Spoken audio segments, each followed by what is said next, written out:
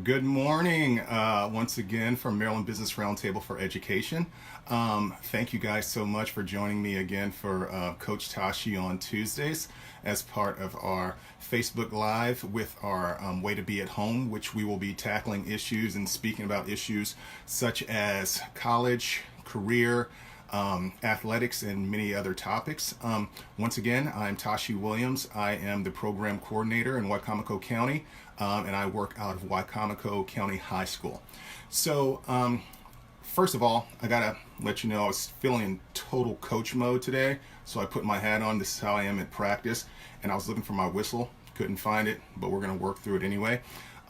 When we left you last week, we were talking about what we're going to discuss this week was how many athletic scholarships are actually available in college to upcoming student athletes in high school. So I did a little research, and these are things that we had talked about, and we had and within our own coaching staff at Parkside High School, and so we had talked about these statistics, and we always kind of share them with our student athletes just to kind of let them know and give them an understanding that, you know, they're not just handing out athletic scholarships kind of like now and laters, right? They're not giving them out like candy. It's like, okay, you seem like a decent athlete, we're going to give you a scholarship. You seem like a decent athlete, we're going to give you a scholarship. So the reason why we do that is just because we want to make sure that we share with these young people, you know, the actual statistics and what that looks like. So how many student athletes in high school actually receive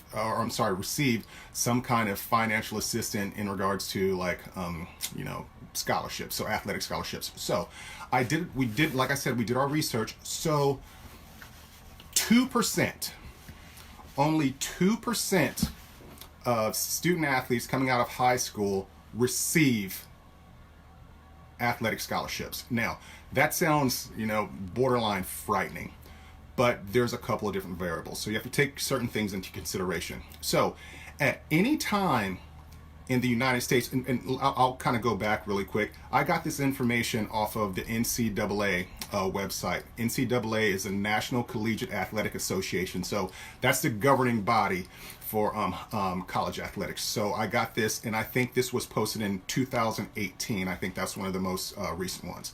So what does this look like? Okay, so only 2% receive financial assistance in regards to academic or athletic scholarships. So at any time in the United States, between one year or another, there are over 7 million high school student athletes participating in a sport. 7.3, I believe it was. Now, a couple things you have to take in consideration. Not all of these student athletes want to go on and further their career, and some of them might not even be seniors. So then you have to break it down a little bit more. So only 490 out of those 7.3 million will get some kind of financial assistance. And I'll say financial assistance as opposed to athletic scholarships, and I'll tell you why that is here in a second.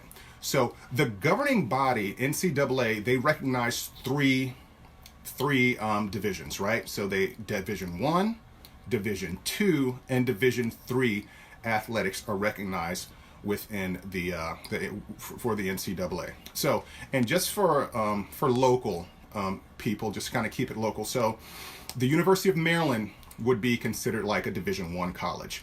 Bowie State is considered a Division 2 college. And University of Salisbury, all these are considered Division 3 colleges. So a few things in Division 1 athletics, 60% of their college athletes are on some kind of scholarship. Okay, 60%. In Division 2, 62% are on some kind of athletic scholarship. It is a little bit different in Division 2, and if anybody who's been there, they recognize they do a lot of things to where they'll split financial aid money, right? So you could be on partial scholarship at a Division 2. So, they might cover room and board, but you're responsible for books, and then they'll take that rest of that scholarship money and give it to another player. So that's one of the reasons why the scholarships are just a tad bit higher and the percentage is a tad bit higher in Division II sports because they kind of spread it out in a lot of cases. Division III athletics, they do not offer athletic scholarships, okay? That's not something that they do. But what they do is at least 80% of their student athletes receive some sort of need-based scholarship / grant. So it's almost kind of a neat loophole. But as far as like being awarded an athletic scholarship from a Division III school, they don't have those. So 60% of students in Division I are on some kind of some kind of athletic scholarship. 62 Division III are on some kind of athletic scholarship.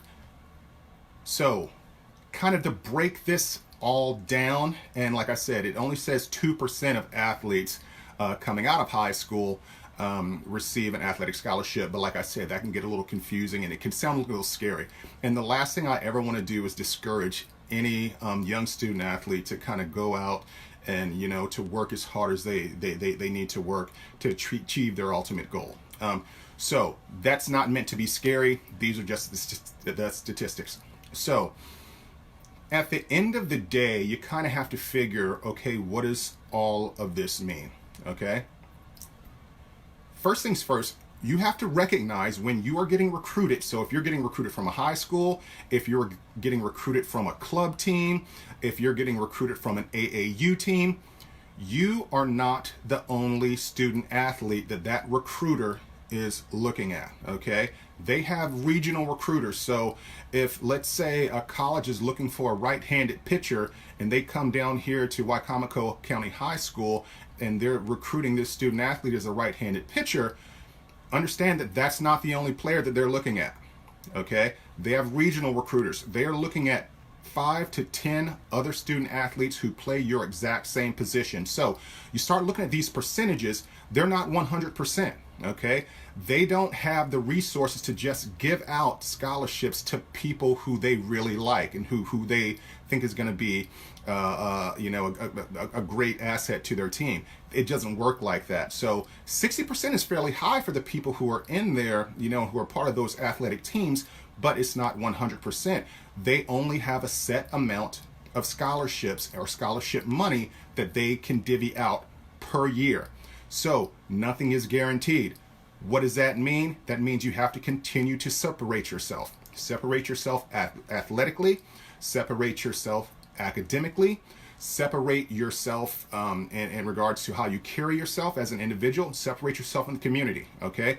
Nothing is guaranteed. You could be a rock star athlete and, you know, someone could come to you, one of these college recruiters, and say, we really like you and we really like what you're doing. Unfortunately, we don't have the resources, we don't have the money to give you a scholarship. We can offer you a walk-on or preferred walk-on.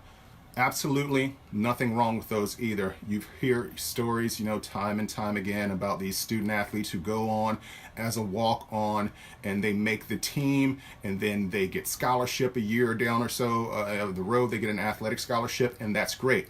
What I'm talking about is for some of these young people who, you know, they're looking for a scholarship coming out from the beginning.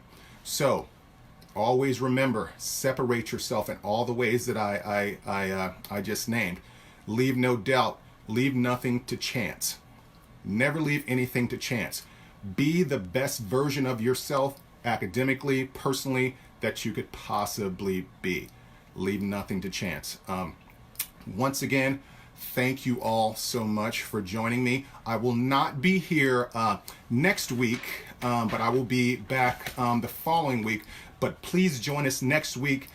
We have our program coordinator, our Next Generation Scholars Program coordinator, Carrie Pannoni from Allegheny County, and she is going to be presenting and talking about a few issues with one of our rock star volunteers, Leonard Webb. So please make sure you tune in for that next Tuesday at 11 o'clock. Also, and so for the following Tuesday, we're going to be touching on we're going to be discussing the difference between what I just talked about before, NCAA, right? Division I, Division II, and Division III athletics, and how those are represented and what those look like. So once again, great to see you all. Thank you guys for tuning in. Continue to practice social distancing. And in the meantime, make sure you guys take care of yourself and take care of each other. We'll talk to you soon. Bye-bye.